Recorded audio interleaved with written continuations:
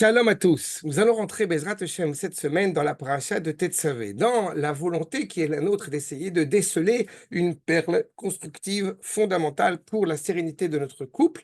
Eh bien, je me permets de vous soulever une question, une remarque qui m'a souvent été posée par des jeunes couples, à savoir cette volonté de s'investir énormément pour la vie de son couple. Je ferai tout pour que mon épouse soit heureuse, je me prêt à m'investir avec tout ce qu'elle attend de moi, de répondre à tous ses désirs, dans le seul but, eh bien, de pouvoir atteindre cette sérénité du foyer. Cependant, eh bien, semble-t-il, ce conjoint est de temps en temps perplexe en ayant le sentiment que tout ce que l'homme fait à l'égard de son épouse, eh bien, devient un dû et il se sent devenir esclave des désirs de son épouse. Et plutôt qu'en sortir gagnant, plutôt qu'en sortir, eh bien, optimiste sur l'avenir de notre couple, il en sort profondément attristé.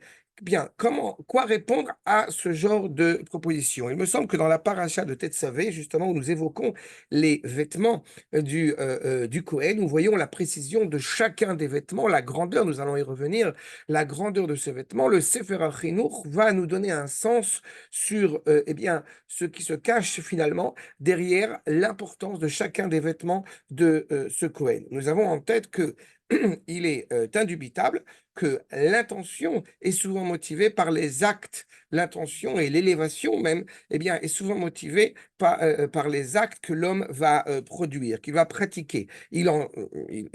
Justement, sur ce point, eh bien, le Kohen étant animé, étant habillé par ses vêtements, au moment où il va servir dans le Beth Amikdash, comme son nom l'indique, Bigdei Keuna, les vêtements de celui qui va servir à Kadosh Baruch Hu, eh bien, à ce moment-là, il est clair que ses pensées, ses intentions sont d'autant plus renforcées, sont d'autant plus purifiées vers, encore une fois, grâce à ces vêtements, puisqu'à chaque moment, à chaque endroit, à chaque instant où il va observer, où il va regarder, il va voir, il va déceler par le prisme de ce vêtement, eh bien, ce pourquoi il est là, exactement ce qu'il a à faire. Nous parlons encore une fois de vêtements qui, étalés, j'ai envie de dire, sont d'une grandeur extraordinaire.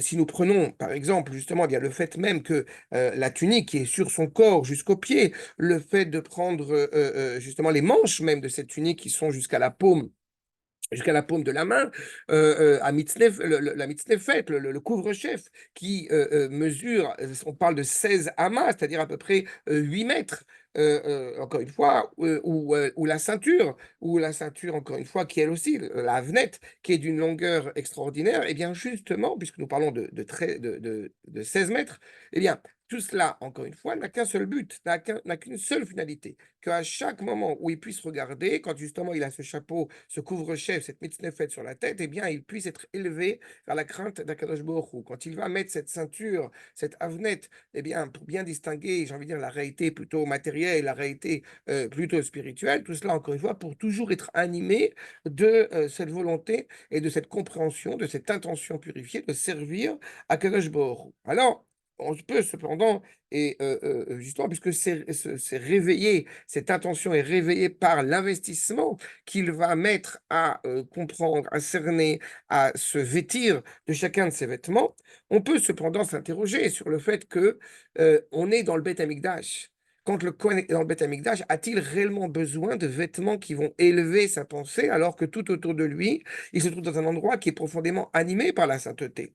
Eh bien, en réalité, il semble que cela soit bilatéral. C'est-à-dire que il est évident que l'intention est renforcée par l'acte que l'homme va produire, mais il est indubitable cependant que l'acte ne va faire que élever encore plus la pensée. Les deux marchent. On doit être élevé d'investir pour ce que nous devons faire, et cet investissement est renforcé par l'acte que nous allons pratiquer, que nous allons prodiguer.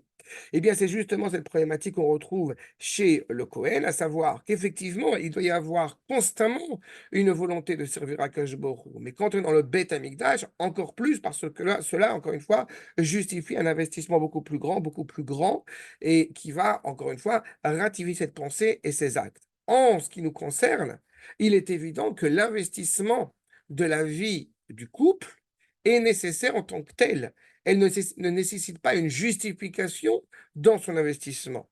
Il est certain que, encore une fois, la sérénité du foyer, la centralité de ce foyer, de même que la centralité du Beth Amikdash, justifie qu'on y œuvre, qu'on y travaille avec force, avec vigueur, de montrer de l'intérêt pour tout ce qui va, encore une fois, eh bien, mettre en place cet édifice du foyer individuel comme l'édifice, évidemment, national.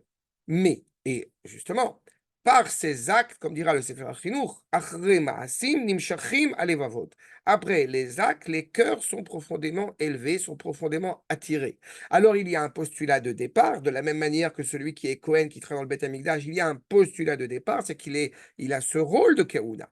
De la même manière que dans son foyer, on a un postulat de départ, à savoir que nous avons épousé cette épouse, que nous avons épousé cet époux. Et donc nous avons une volonté d'investir, nous avons un cœur qui est ouvert à l'autre et qui a envie de donner sens à ce foyer.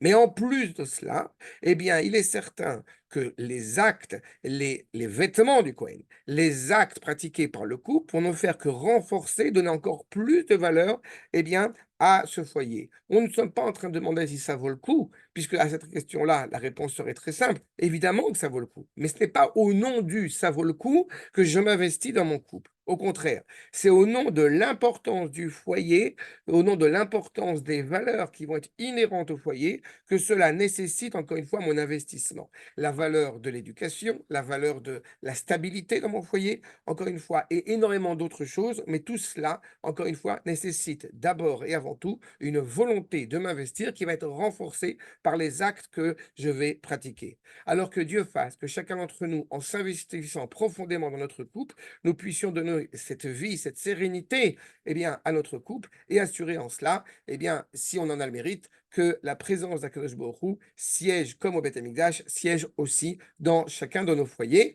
Shabbat Shalom et à la semaine prochaine.